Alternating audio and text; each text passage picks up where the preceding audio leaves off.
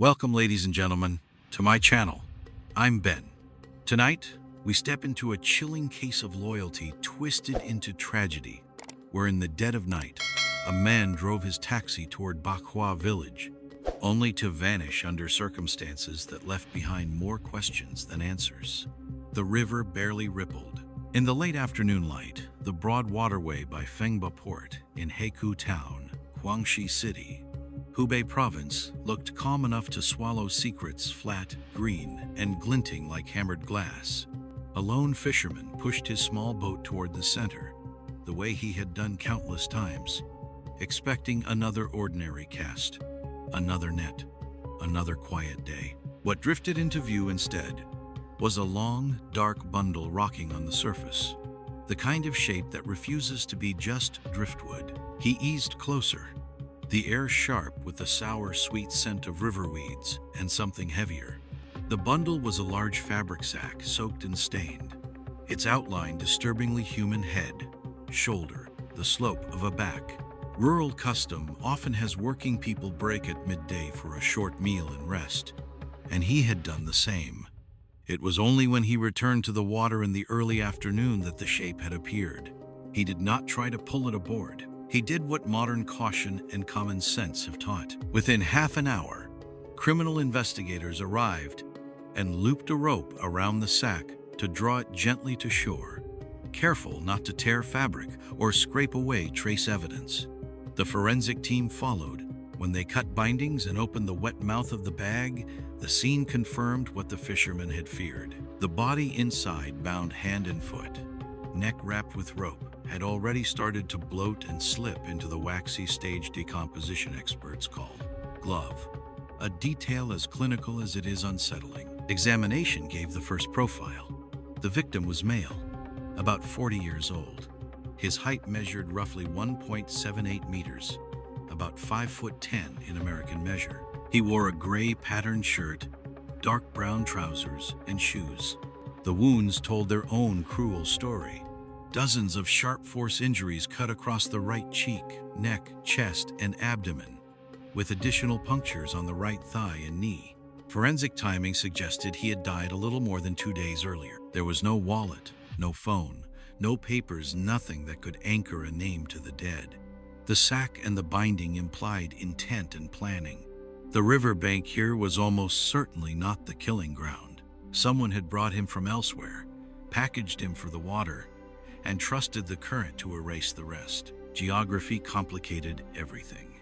The discovery site sits on a channel connected to the the Yangtze River, the long eastbound spine of China. For an international audience, locals often say Changjiang, literally Long River, a national waterway that carries barges, silt, and sometimes evidence. To the right of the channel flows a main Yangtze branch. To the left, an irrigation canal. Tributaries braid and split. In such confluences, a body can wander in ways that disguise origin, and the river keeps its own counsel. They tested the river the way investigators sometimes must, by watching how the river behaves. Teams dropped lightweight objects upstream under different flow conditions. Simple things with known buoyancy, like table tennis balls and basketballs. In repeated trials, each floated into the very reach where the body had been found. When the same items were dropped into nearby canals and side channels, currents shouldered them away toward other culverts and eddies. They did not return to this pocket of water. The river, in its own language, pointed upstream. From there, reason narrowed possibilities further. If you want to send a body out and keep your shoes dry, you choose a bridge. Bridges let offenders avoid muddy banks that record footprints. The drop sends a body straight into mid-channel where the current runs fast. It is a cruel logistics lesson repeated across cases worldwide. Recent overnight rain, common in the humid river basins of central China in early summer, could have washed away blood spots on planks or guardrails, if any had ever been visible. The first hours moved on 2 tracks. One team canvassed the fishermen, the shopkeepers by the quay, and the handful of households near the water, trying to learn if anyone had seen a car or heard a struggle the previous nights. Another team treated the sack, The ropes and the clothing has a vocabulary of fiber, weave, and knot, each detail a possible origin point, a hardware stall, a factory badge, a market booth. No obvious label showed, and the knots were the simple, practical kind almost anyone who ties for work might make. In a murder, uncertainty itself becomes a character, but even uncertainty has edges, and the edges here were getting sharper. The river had confessed one truth. The body had traveled from upstream, most likely dropped from a bridge. That truth offered police both a map and a method. They would trace the roads that climbed toward those spans.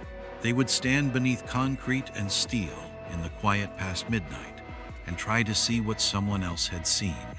A car idling, two silhouettes moving fast, the deliberate choice to trust darkness and water. The river's lesson was brutal and simple. If someone wanted a body to disappear without muddying their own shoes, they would choose a bridge. From a span of concrete and steel, there's no need to slosh down to the reeds and leave a line of prints in clay. A drop from midspan puts the weight directly into the current, where water does the rest, carrying secrets farther than any road.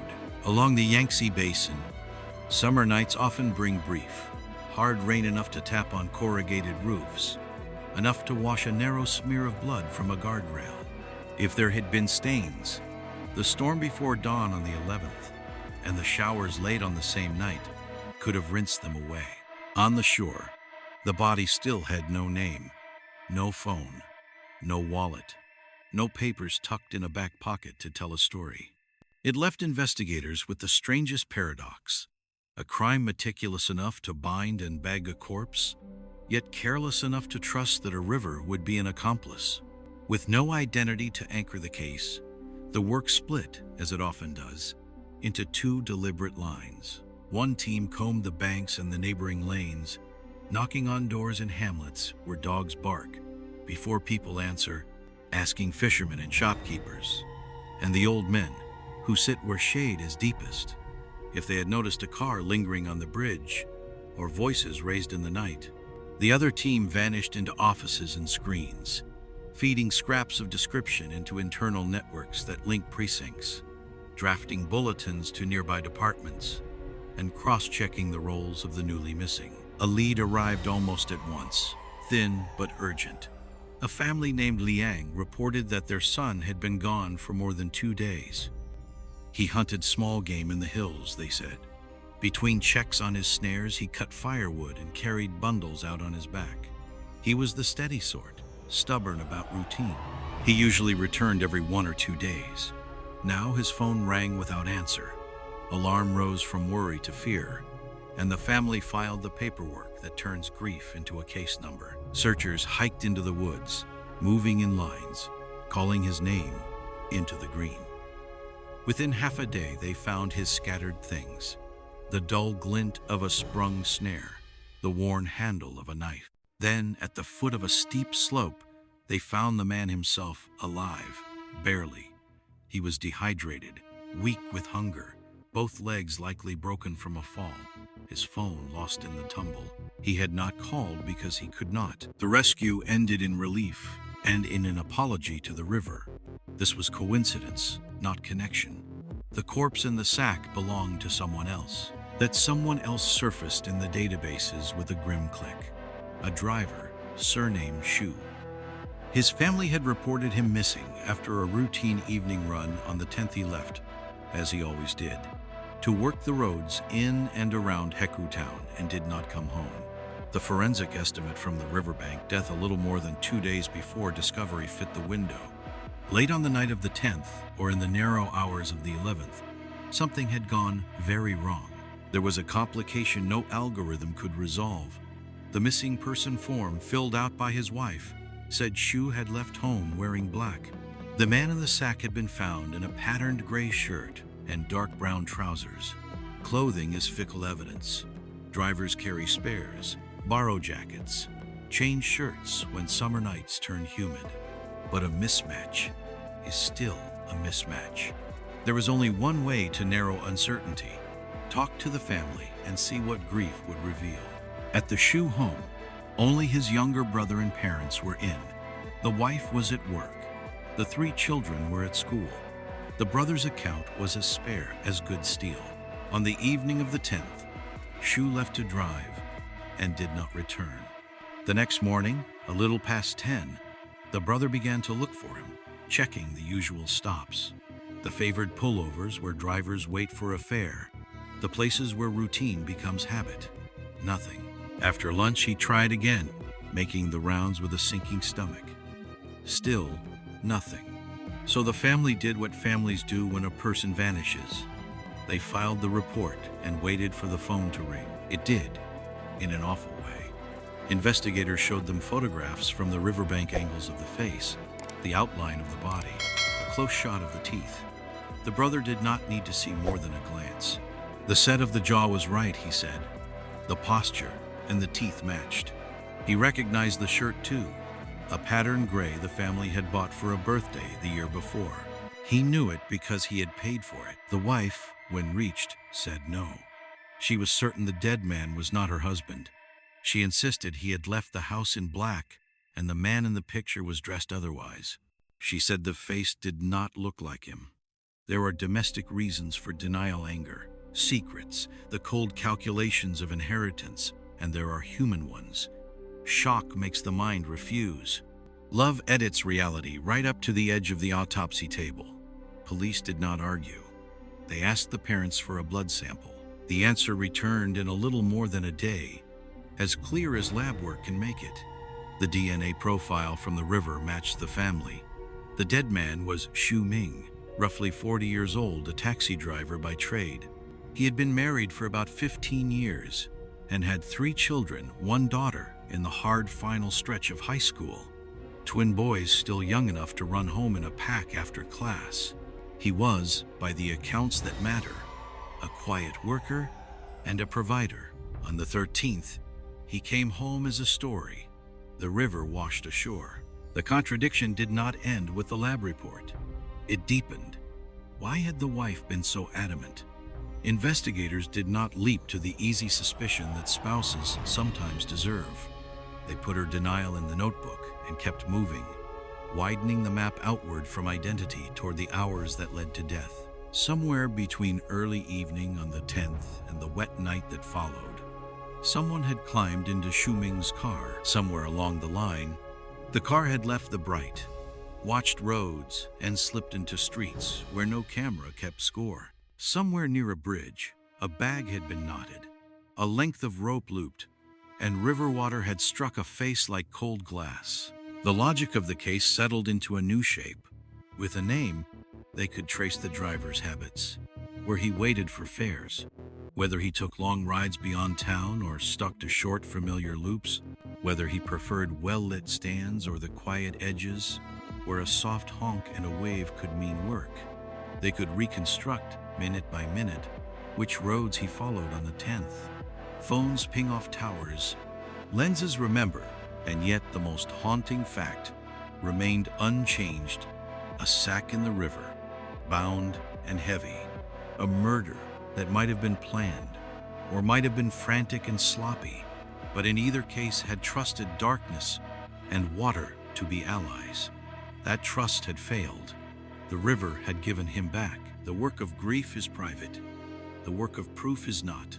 With identity fixed, the task ahead was brutal but clear. Map the last known movements of the car. Test every scrap of camera footage near the bridges upstream, and learn who, on an ordinary evening, had climbed into a taxi and turned a livelihood into a crime scene. He was, by nearly every account, the kind of driver people trusted with small talk and late rides home. Once the DNA put a name to the river's dead, detectives stepped backward into Shu Ming's life, asking ordinary questions that often matter most. Who liked him? Who argued with him? Who owed him? Who he might have angered without knowing?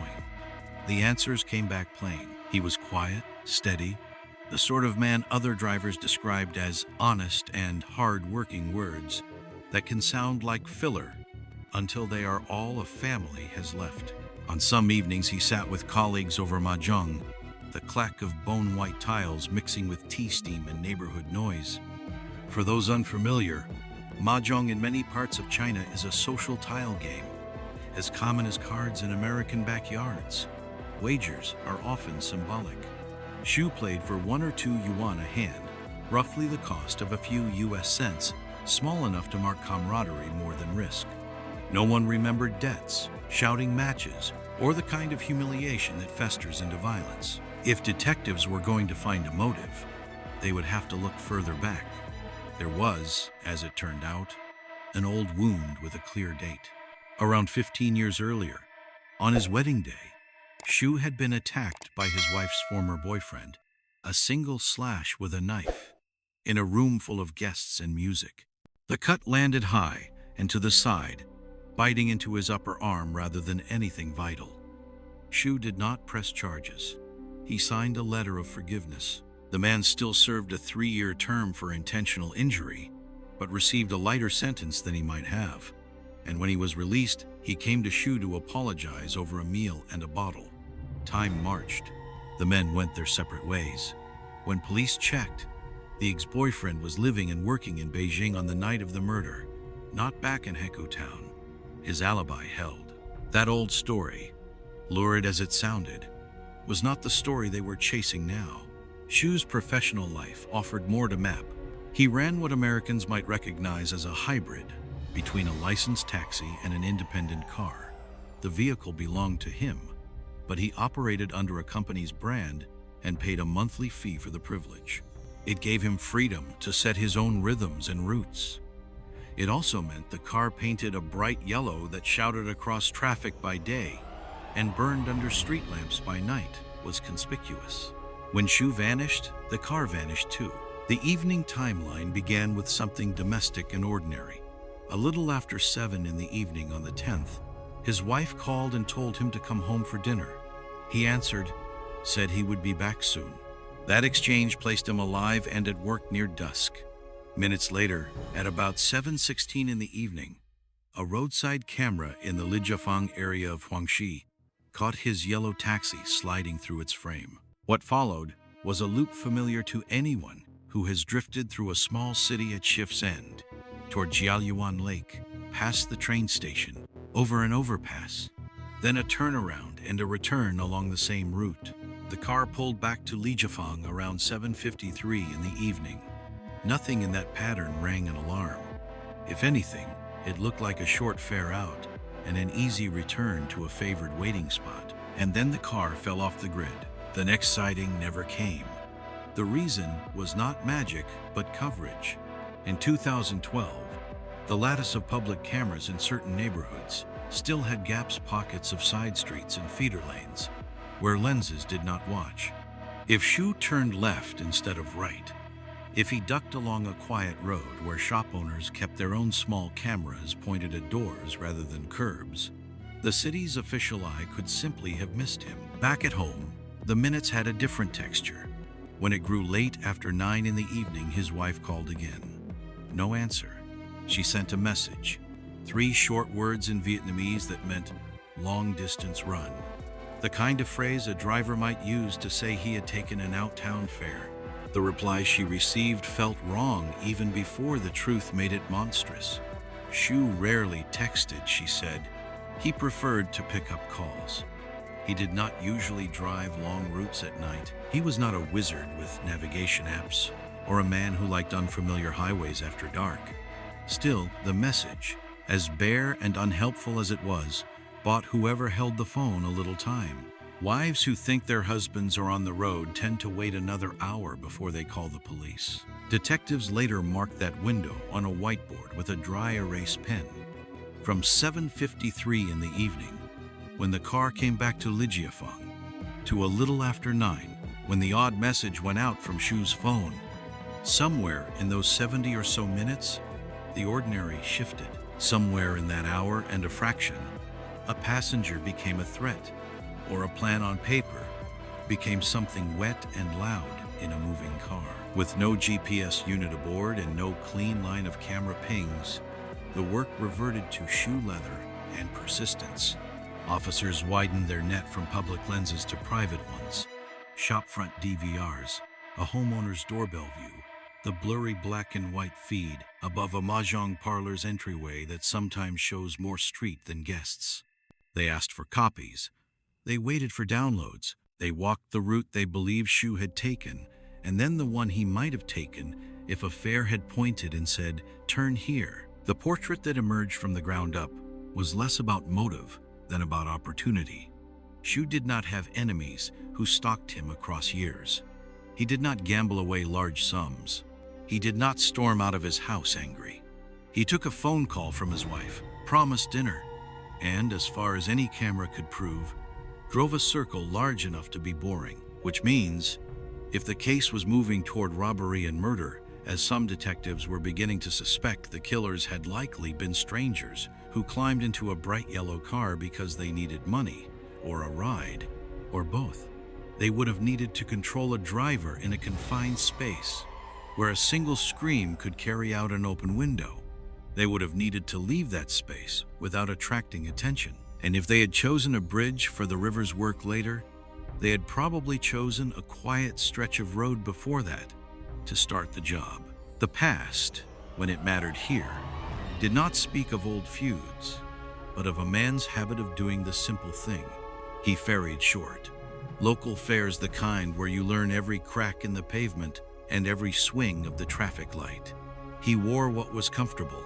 He played tiles for small stakes and left when the table got loud. He answered the phone when his wife called, said soon, and meant it.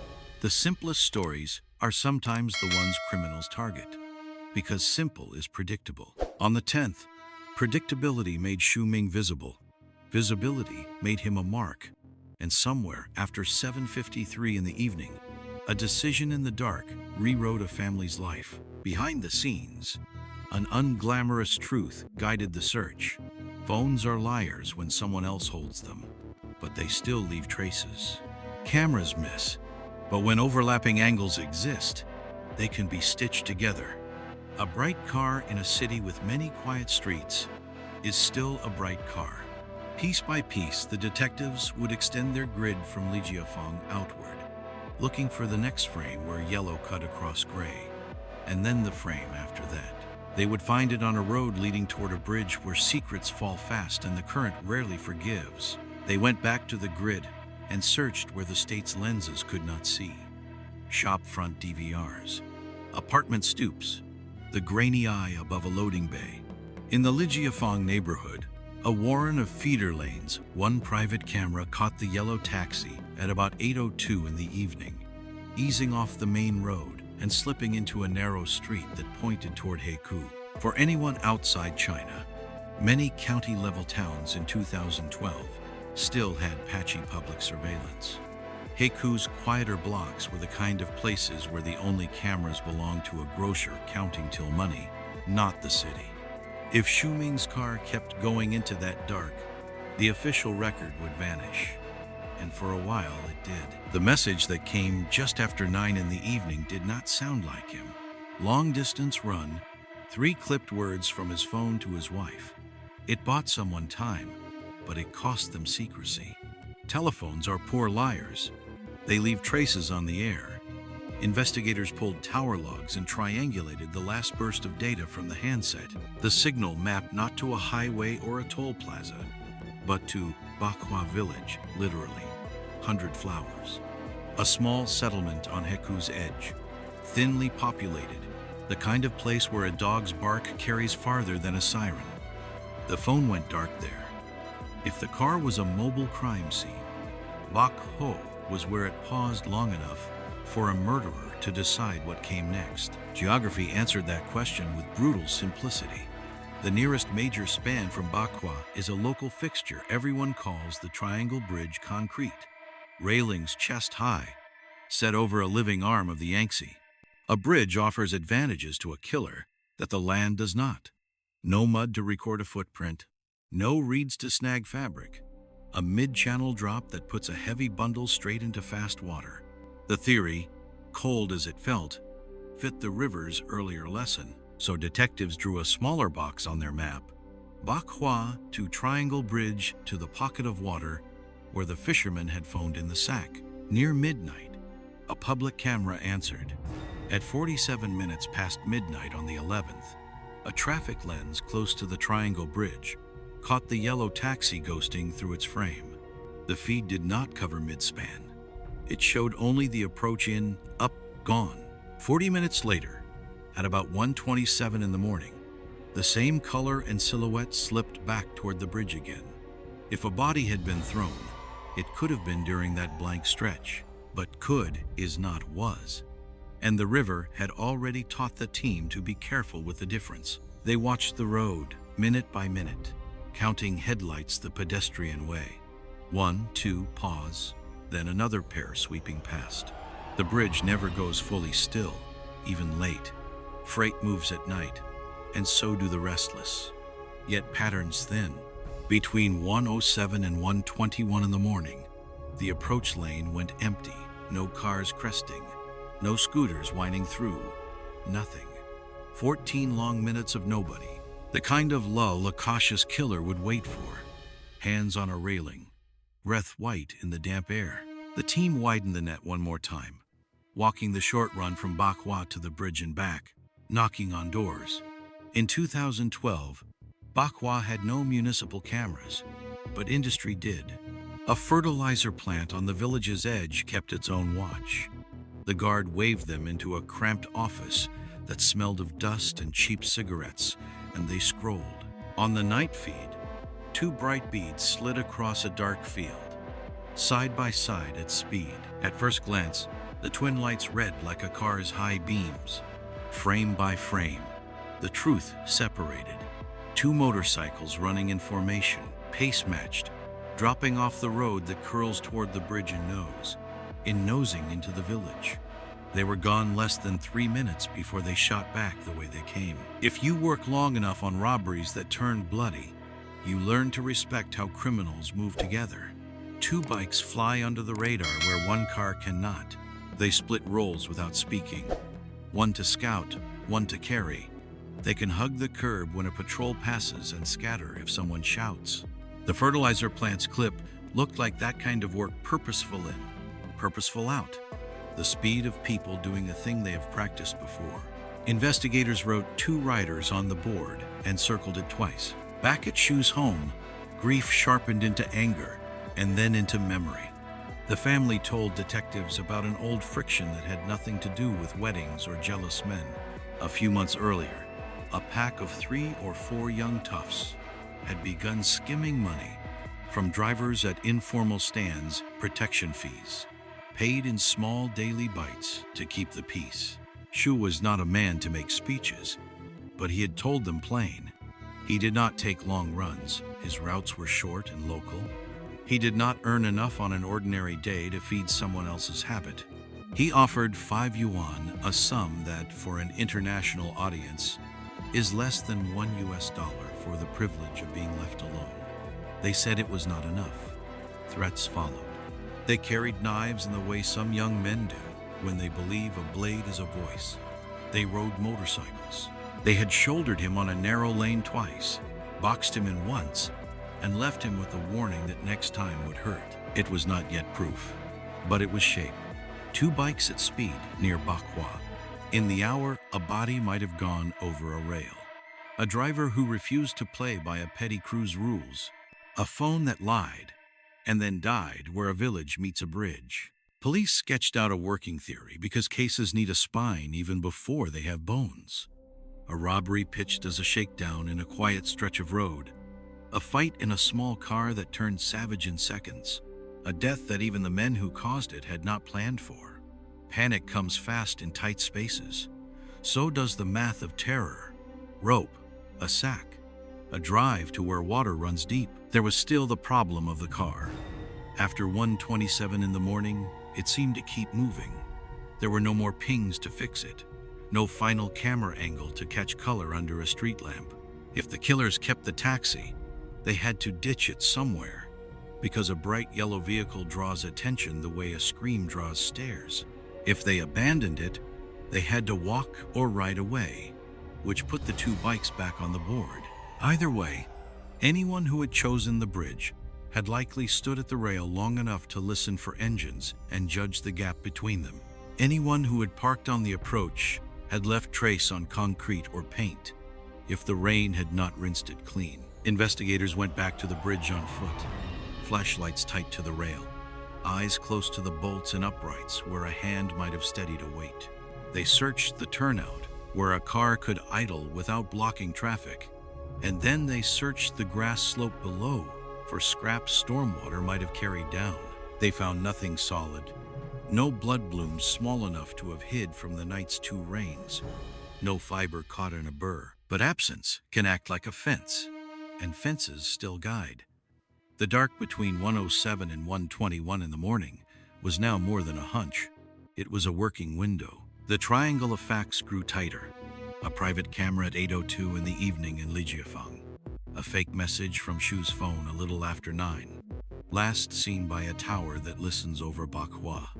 A public camera picking up the taxi at 47 past midnight near the Triangle Bridge. Then again 40 minutes later. An empty bridge lane for 14 minutes in between. 2 bikes dipping into Bach Hoa and streaking back out in under 3 minutes. A family's account of boys with knives and small daily extortion. None of it alone proved murder. Together, it sounded like a plan gone wrong and a night that would not end. So the map changed again, shrinking from a city to a corridor, Bach Hoa to bridge, bridge to river. The next questions would be blunt. Who in Bach Hoa rode in pairs that night? Which small crews had a reputation for skimming drivers? Who among them had suddenly stopped going to the places they always went? Whether a bright yellow car had been seen left askew at the edge of a lot, or behind a shuttered stall, or in a strip of trees where gravel crunches and no one asks why. The case had found its new center. It ran not on rumor, but on the silence of a road, the lie of a phone, and the cold patience of a river that never stops moving. The first break the case offered turned out to be a mirage. Detectives leaned hard on the 2 points that had haunted them since the river gave Shuming back. The ghost yellow taxi seen near the Triangle Bridge just before and just after midnight on the 11th, and the 2 motorcycles caught on a factory camera, ducking into Bach Hoa Village, and then blasting back out in under 3 minutes.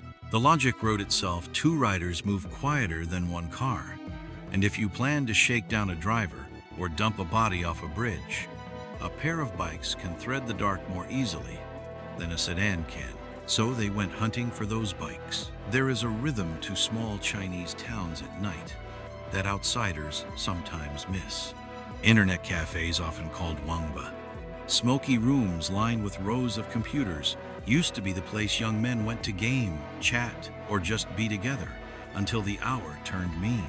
The Triangle Bridge had one such net cafe close by, busy even on weeknights. Officers checked it, less out of hope than habit. The cameras outside showed 2 motorcycles, parked nose to curb, and the machines matched too many details from the factory clip to ignore. The angle of the mirrors, the taped rear fender on one, a scuffed side panel on the other. They did not spook the room. They waited, counted minutes, and watched the door. When the 2 riders finally stepped out, boys really, lean with the wired energy of late gaming police moved. Names first, Wang and Hu. Hands behind backs next. Inside the station, shock turned to babble. The story they told fit together with a sheepish kind of logic that people who remember being 20 can recognize. They were at the cafe together. Around midnight, Wang's girlfriend texted that she was hungry. Hu had been flirting with her roommate for weeks and saw his chance to look useful. They jumped on their bikes, ran to a late-night stall for noodles and skewers, delivered the food to the girls' rented room inside Bach Hoa, stayed only long enough to pass the bags through the door, and zipped back to their screen. The stall owner remembered them. The order was odd for the hour, a double portion, and extra chilies, and the phone messages were still on both boys' screens. Their timeline rang true. After brief interviews, police unhooked them. The near miss was a disappointment, but good investigations are subtraction as much as addition. 2 bikes off the board.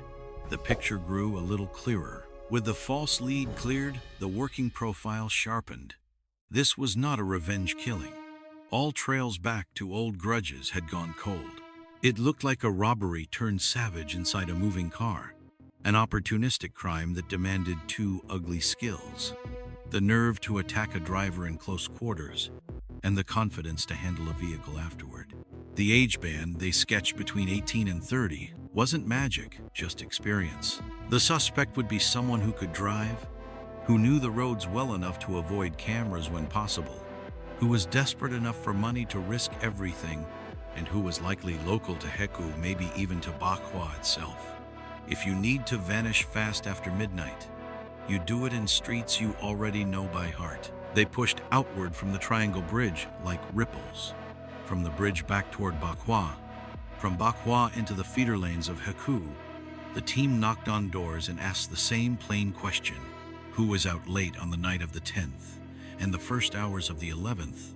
Two owners of late-night food stalls, the kind that glow under bare bulbs and sell bowls to truckers and students until dawn, both offered the same name without prompting: Chen Liji. They said he had sprinted past from the direction of the bridge just after 1 in the morning, head down, moving like a man chased by his own thoughts. They knew him, they said. He was local. People in small places often do. Names come with histories when you ask the right people. Chen was in his mid-20s, no regular job. Sometimes fixing phones, sometimes hauling crates, mostly broke. He had a petty theft history, stolen cables, a stripped motor nothing that would have prepared anyone for what he might do next. At home, things were fraying. His wife was heavily pregnant, due in less than 1 month. Starting early that year, Chen had fallen hard into underground gambling and lost what locals described as tens of thousands of yuan for an American ear. That's several thousand US dollars, an amount that bends a family budget until it screams. Debt collectors had begun to show up at his door, knock by knock, day after day. His wife knew. She had pressed him to stop and, according to relatives, slid toward despair when he did not. He was cornered by money, by shame, by time. Detectives picked him up quietly. In the interview room, he tried to explain away his presence. Near the bridge, first a walk, then a friend, then a cigarette, but the time holes would not close. Pressure and silence work in different ways on different men. On Chen, they worked fast. He folded. The story he told matched enough of the established timeline to make everyone in the room go still. He said he had not known Xu Ming. He said he had wanted cash, fast. Robbing a taxi had seemed like a thing he could do. On the evening of the 10th, he flagged Xu's yellow car in the Lijiafeng area and told the driver to take him toward the Triangle Bridge, then down the way that points to Fengba Port. He had meant to wait for a quiet stretch, to pull a knife and demand the day's take. He had not, he insisted, meant to kill. Words like that are the thin shield men raise when they realize what they've done. Still, detectives wrote them down. One detail in his account lined up with the phone records in a way that made the hair rise. He admitted he had texted Xu's wife from Xu's own phone a little after 9, typing the 3 clipped words that read, "long distance run," to buy himself time. When the handset was traced to Bach Hoa before it went dark, it fit where he said the car had stopped. The 2 late-night trips, the taxi made toward the Triangle Bridge, a pass at 47 minutes past midnight, then another around 1:27 in the morning, also fit a grim logic.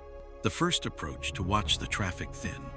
The second to use the lull between 107 and 121 to send a heavy bag and a rope over iron rail into fast water. The confession did not end with the bridge. Chen described panic in the car. The first threat, a struggle, a blade that landed not to frighten, but to wound. Then too many more that made the whole meaning different. He spoke of rope and a fabric sack. He spoke of weight. He spoke, finally, of a silence in the back seat that would not be moved by shaking or calling the driver's name. After, he said, he drove. He drove because he could. He drove because there was no other plan. He drove because he thought the river would agree to keep a secret. Even a confession, though, is not a finish line. Investigators knew panic can abrade truth, and lies can glue themselves to memory. They needed to test every part. Could Chen drive the car the way the cameras showed it moving? Did he know the bend in the road where a man could park without being seen?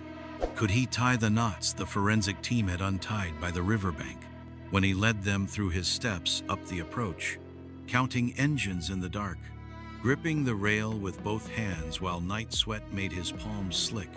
The tiny specifics had the heavy, ugly feel of being true. And then there was the motive. Men do stupid things for pride. They do worse when a new child is days away and debt taps the front door morning and night. Chen framed what he had done as need, as if need were a judge who could have a sentence, and he wrapped it in a story about providing for a family and saving face. But need does not bind a man's hands and feet. Need does not send a weighted sack over a river rail. Need did not call Shu's wife and tell her a lie. Need is the mask men put on when they know a jury will be listening. By dawn, the case that had once been a river's riddle had a name, a face, and a voice to go with it. The yellow car was still missing, a loose thread that would matter, but the spine of the timeline now ran straight. Li Jiafeng to Bach Hoa, a phone that lied and then died. 2 midnight passes at the Triangle Bridge. A pause in traffic wide enough to swallow a life, and a suspect whose own nights at a gambling table had pulled him, step by step, toward a choice that could not be undone. What remained would be meticulous work recovering the taxi, if it could be found, mapping the knife's wounds to the struggle described, checking whether Chen had worked alone or whether another shadow had ridden close behind. But the center had shifted. The story of righteous loyalty, the romantic code young men sometimes use to excuse one another's violence, had cracked. What stayed was a simpler, colder word: robbery. Robbery that became murder. And a bridge that never was a friend. He said he had only meant to scare him. He said he had sat behind the driver because working alone made the front seat too exposed. And from there he pressed the back of the blade to the man's neck. Not the edge, just pressure, just a threat. Just enough to make a taxi driver hand over cash and keep quiet. But the driver did not scare. He caught the knife with both hands and shoved back. Panic flooded the back seat. That was how Chen Liji said it began. The problem was not the panic. The problem was the wounds. They did not read like the work of a man stabbing forward from the rear, and the science refused his story. For investigators, contradictions are not obstacles, they are levers. They brought Chen a prop knife, slid a battered sedan into the evidence bay, and told him to show them how he had done it. Same seat, same reach, same angles. He strained over the headrest, tried to find a path to a knee, to a thigh, to a belly. The geometry would not bend.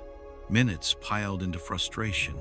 The reenactment yielded nothing but air under the weight of repeat interviews and the simple math of the human body inside a car. His version cracked. He admitted there had been another man, a partner, a name Dik Hai Lin. The registry said Dik was 27 that year, born in Longshan Village in Hekou, renting a narrow room in Huangshi City. Officers went there first and found what absence looks like: an unmade bed, a cup turned upside down to drain, a phone charger still in the wall. What they also found was sharper, a narrow-bladed knife, and at the joint where handle meets guard, a pinprick of dark. Back in the lab, that dot spoke with a voice the case already knew. The DNA matched the man from the river. Meanwhile, a roommate mumbled a cover story: copper wire theft, a quick escape, nothing about a taxi and a sack. Word on the floor was that Dick had bolted east to Hangzhou, a major city in Zhejiang province. Local police and bus station guards were alerted, and the search radiated through dorms, hostels, and all-night hotels. It ended, as such runs often do, at a ticket window under hard light. By nightfall, he was back in Huangshi, in a chair that did not roll, with the clock ticking loud inside the interview room. He sat a long time before he spoke. When he did, the first thing out of his mouth was not about the dead. It was about Chen. "Chen Liji," he said, "is my fault." It sounded like posturing until the rest followed.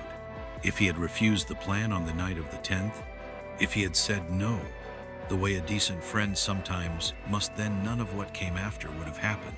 He said the driver died because he, Dick, had done the stabbing from the front passenger seat, arm free, blade moving down and across in a way that could reach a right knee, a thigh, a flank, a belly, a throat.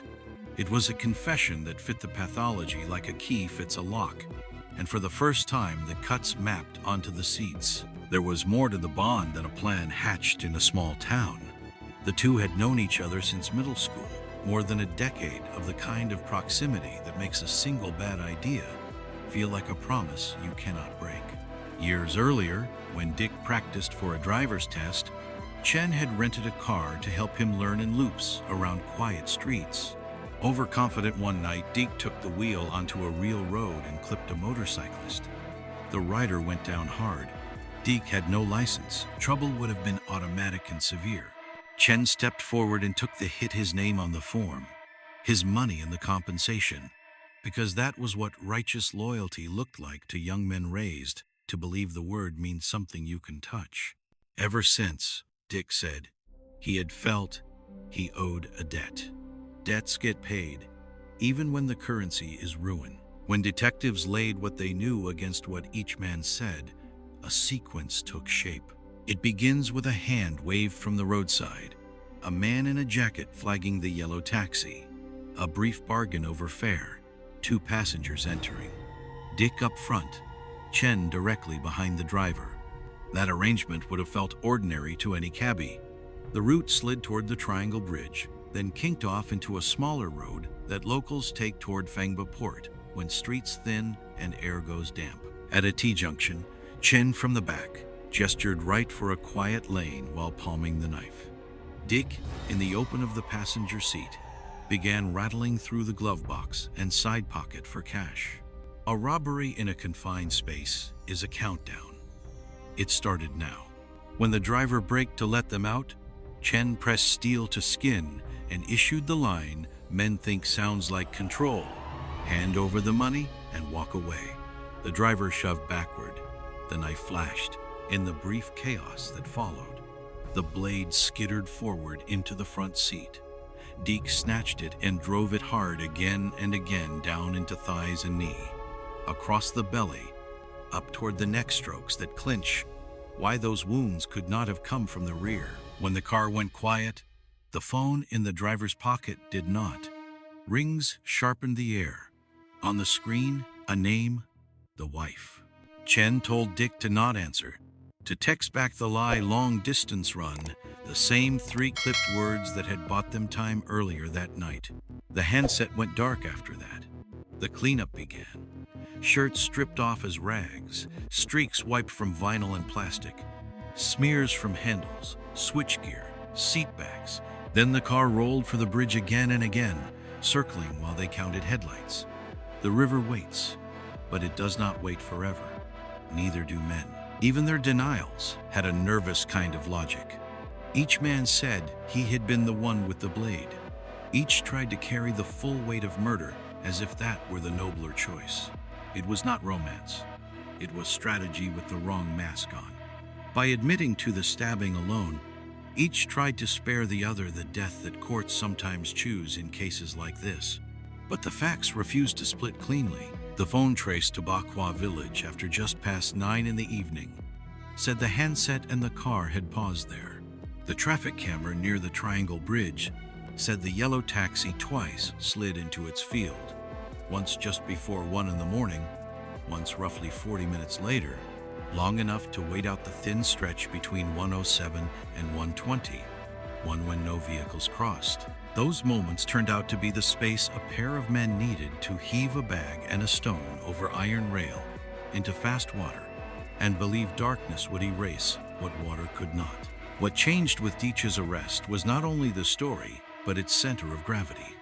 Before, the case spun around a river's lethargic drift and cameras that missed more than they caught.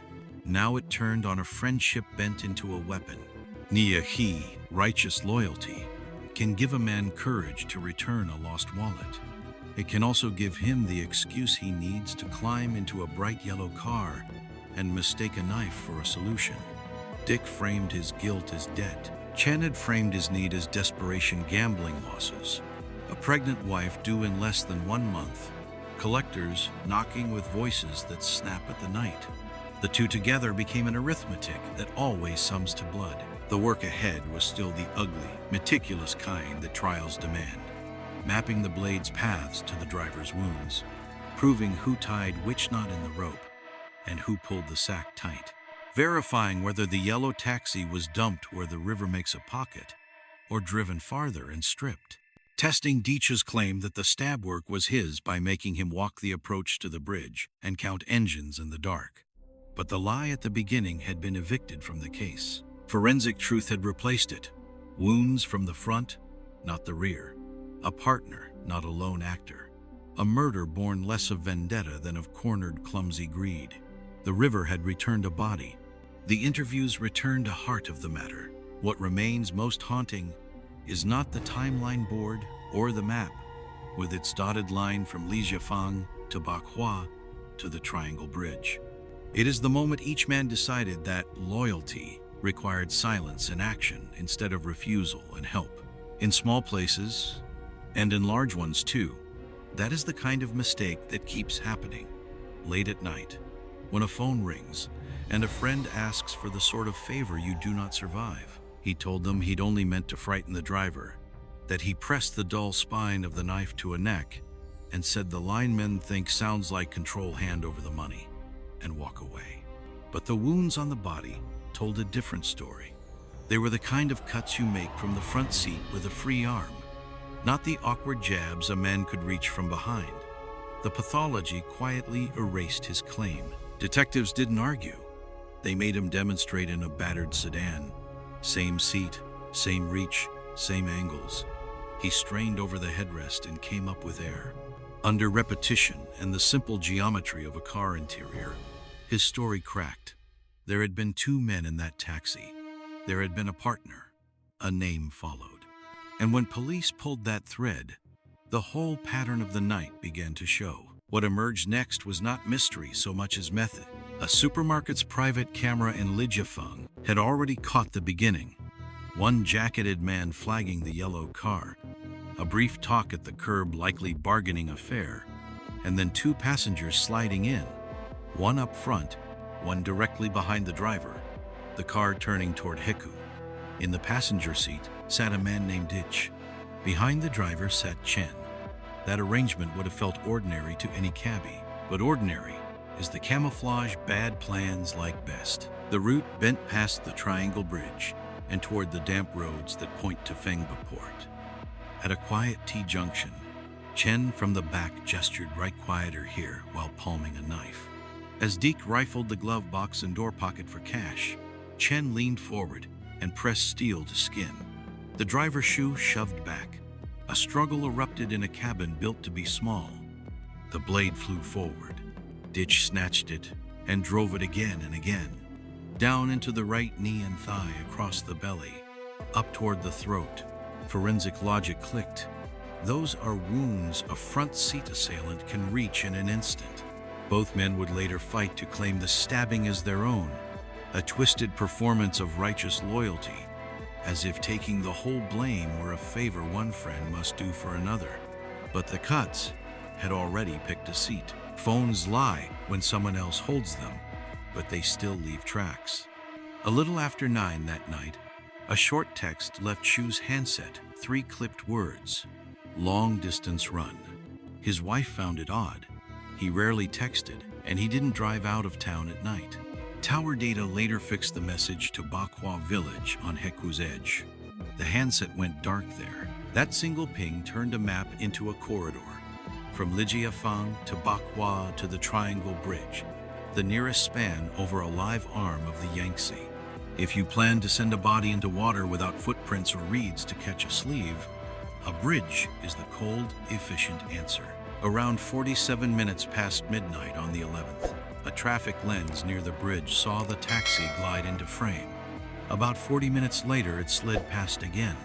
In between, officers scrubbed the tape and found the kind of lull criminals plan for. From 1:07 to 1:21 in the morning, no vehicles crossed. 14 spare minutes in a city that never goes fully still. Long enough to heave a heavy sack over iron rail. Long enough to believe darkness would erase what water could not. What the men lacked at first were props. They had death in the car and the river in mind, but no rope, no bag. Ditch and Chen sat panting in the sudden quiet, then the driver's phone rang. A wife's name on the screen. "Don't answer," Chen told him. "Text her the lie about a long-distance run. Buy a little time." After that, Chen ran to Bach Hoa to fetch what the plan still needed, a sack and rope. When he returned, they worked the body out of the back seat. The cabin was too tight to manage the bag inside, and dragged it alongside, shielding themselves at the bridge's edge. They flicked the headlights to full beam at the approach, high beams that blind the curious for the seconds it takes to knot, lift, and drop. It is a grim detail. It also explains why no one driving up the slope could say exactly what two silhouettes were doing beside a bright yellow car near 1 in the morning. The investigation kept pace because subtraction works.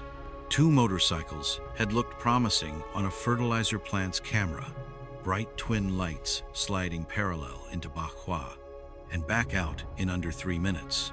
But the riders turned out to be boys from a nearby net cafe, out on a food run for girlfriends, and back to their screens as fast as grease cools. Phone messages matched the story. A stall owner remembered the order. The near miss was disappointing, but cleaning noise from signal is still progress. With the static gone, the picture of the killers sharpened. Young, local, desperate for money, skilled enough or reckless enough to drive a taxi after midnight and avoid the cameras that still had gaps in Heku in 2012. Victimology added weight to the simpler truth. Shu was quiet, steady, the sort of neighborhood driver others called honest and hardworking. He had no fresh enemies. He operated a personal taxi under a company brand and was last seen on the grid at 7:53 in the evening, looping back to Lijiafang. His wife called again after 9. The text came instead of his voice. When the river gave him back, his car was still missing, and the wounds mapped a narrative nobody wanted to say aloud. This was not revenge. This was robbery become murder. The case's other hinge was friendship, what one man owed another, because of something that happened years before. Ditch and Chen had known each other since middle school. When Ditch once clipped a motorcyclist while practicing without a license, Chen took the heat, his name on forms, his money in compensation. Debts like that warped judgment. Pressed in the interview room, Ditch tried to pay his back the worst way possible, by wearing the blame for the killing alone. Chen tried the same, a mirror of guilt. Each performed meaningful loyalty for the other. Each wore it like a mask to hide a plain, frightened greed. For viewers outside China, near a key can be translated roughly as righteous loyalty, a chivalric code borrowed from old stories where brothers risk themselves for one another. In good hands, it means standing up to bullies and returning lost wallets. In bad hands, it becomes a license to excuse anything, a friend asks. Ditch admitted as much in his own way, saying, "Chen Liji is my fault," meaning not that the victim was, but that he, Ditch, had failed to say no when no was the only decent word. That warped sense of loyalty is not just a footnote here. It's the story's center of gravity. Minute by minute, the reconstruction held. First, the flag on a small road near Lijiafang just after 8 in the evening. Second, the turn toward the Triangle Bridge. Third, the stop in Bach Hoa after the lie text a pause, the phone record preserved even as the handset went dark. Fourth, the 2 late-night passes at the bridge, bracketing a 14-minute window when no other engines crossed. Fifth, the high beam glare at the rail, the sack, and the drop. Each piece by itself could be argued. Together, they read like a duty roster. There is a last, uglier layer. The river's first lesson. Bodies thrown mid-span travel. Bodies pushed from muddy banks snag. Throw from a bridge, and you avoid footprints and reeds, and fast water does the rest. In this case, rain washed away what trace might have clung to concrete. The bag gave the dead no chance to float quickly. The rope made sure the weight stayed a weight. When a fisherman's eye finally caught the wrong shape moving with the current, the work of naming began. The post-mortem wounds dozens, slicing face and neck, punching the belly, tearing the right thigh and knee where the river's ledger written back into the light. By the time all of that lay in order, the romance had drained out of the word loyalty.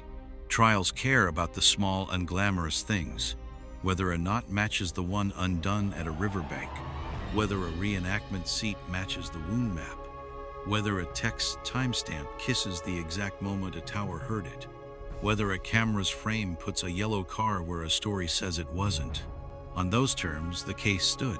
It stood because ordinary things, cameras over shop doors, a wife who knows how her husband texts, a bridge's quiet stretch, did what stories told by frightened men cannot. They agreed with each other. What stays with you is not the board with its dotted line from Li Jiafang to Bach Hoa to the Triangle Bridge. It's the moment a friend asked for the sort of favor you don't survive, and the other friend said yes. Good loyalty refuses that moment.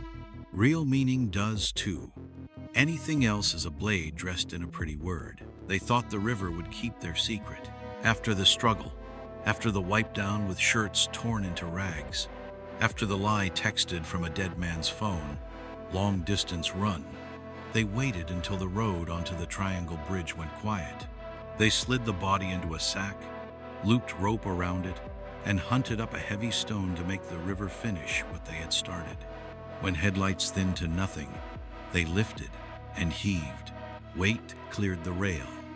In the darkness, it sounded like a plan working. It did not work. 2 days later, the body drifted back toward Fengba port. The rope had slipped.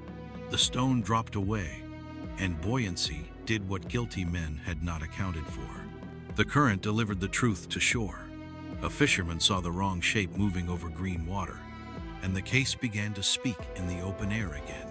On May 24, 2012, police walked the two suspects back to the places they had named and had them reenact what they said they had done where the sack was tied, where the lift began, where the drop met the river, and the men pointed out a reach of water where they had stripped the plates and pitched the yellow car as well. Why the car too?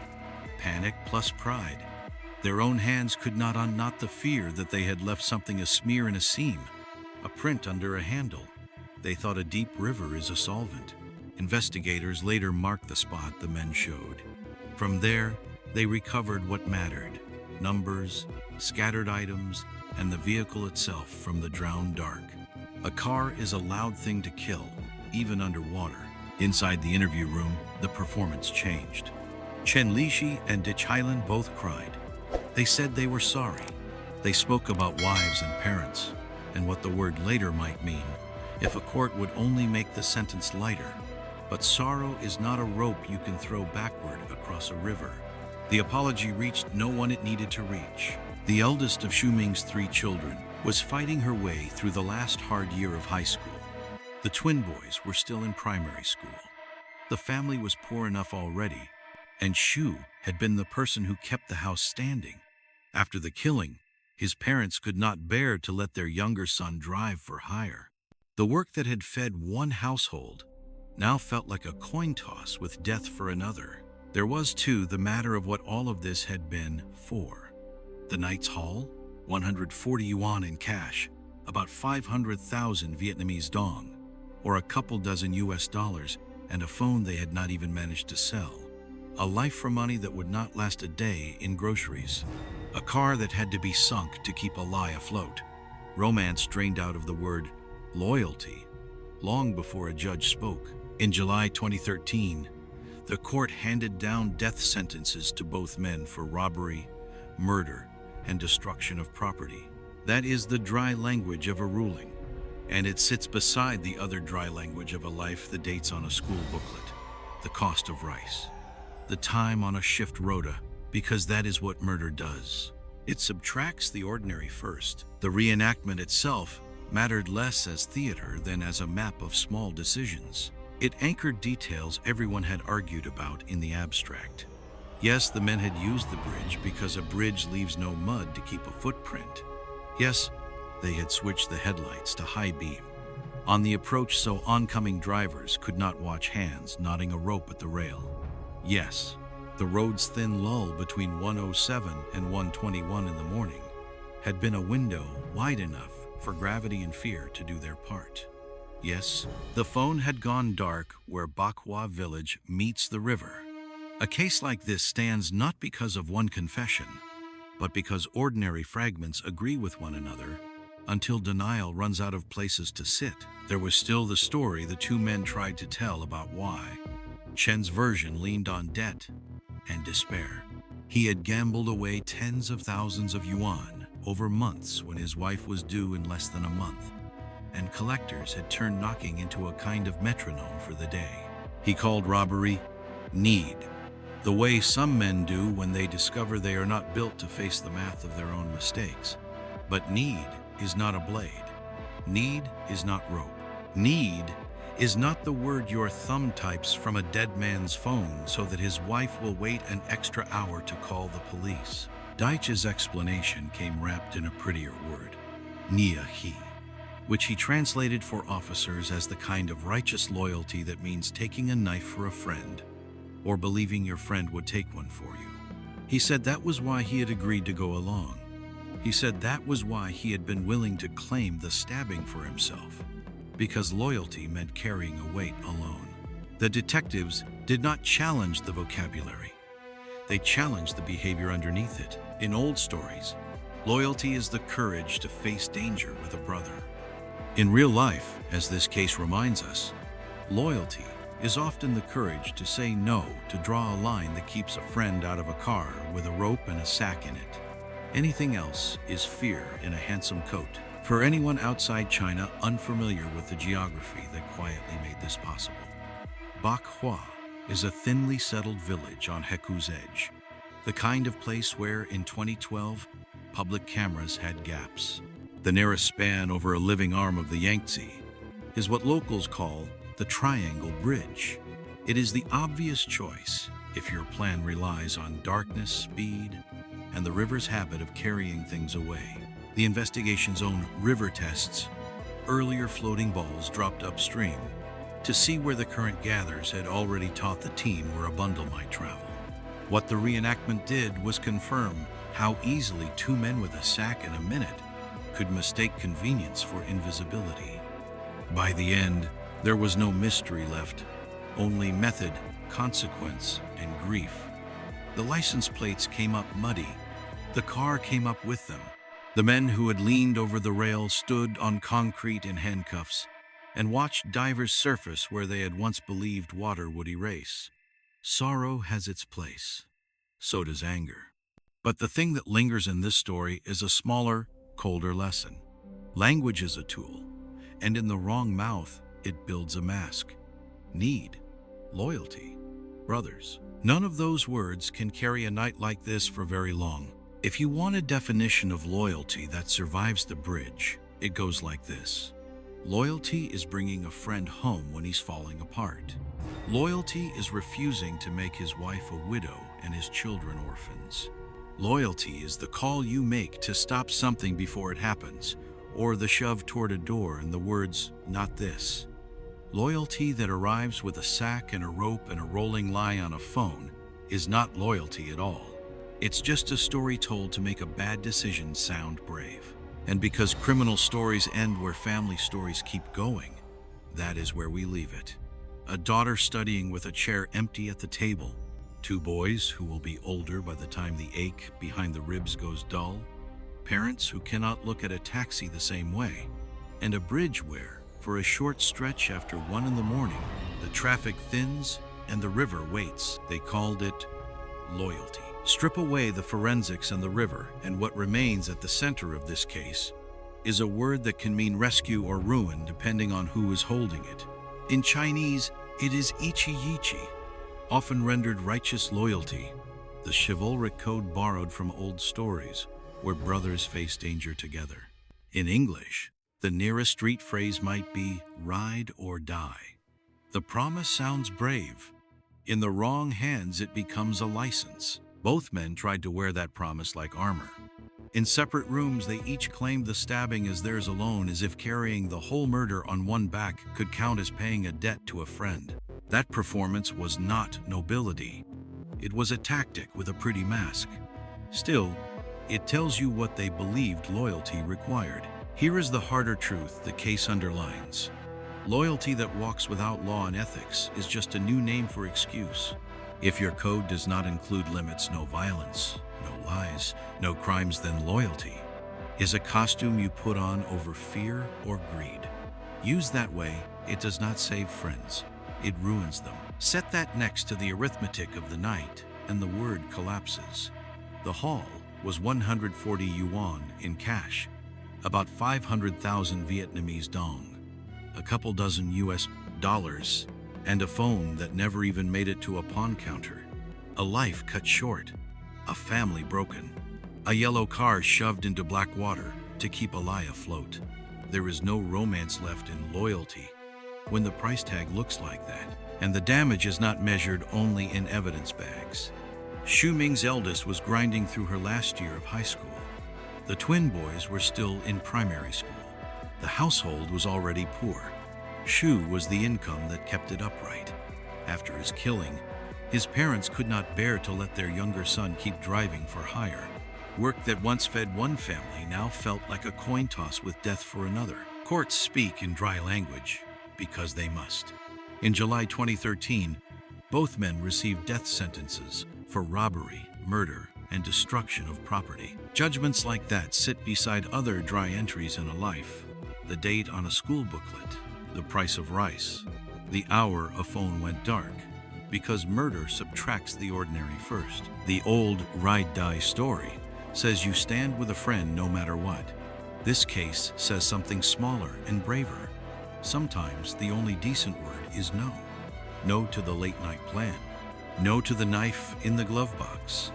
No to the drive toward a bridge, because a phone has already lied, and the road between Bach Hoa Village and the Triangle Bridge gets very quiet after 1 in the morning. If you want a version of loyalty that survives a courtroom and a river, it looks like this.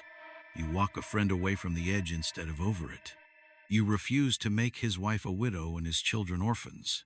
You call for help when pride would rather you kept the secret.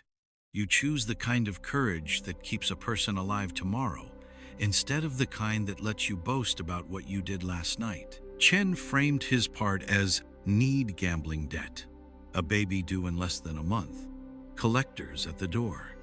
Ditch framed his part as loyalty, a debt from years before, when a friend took the heat for a mistake. Need and loyalty are good words. They cannot hold a knife without changing shape. The moment they excuse harm, they stop meaning what you think they mean. So that is where we leave this story, with a word and what people choose to make of it. What would you have wanted a true friend to do on the night of the 10th, when the first no might have saved a life? And what other stories have taught you that the bravest thing you can do for someone you love is to refuse? I'm listening.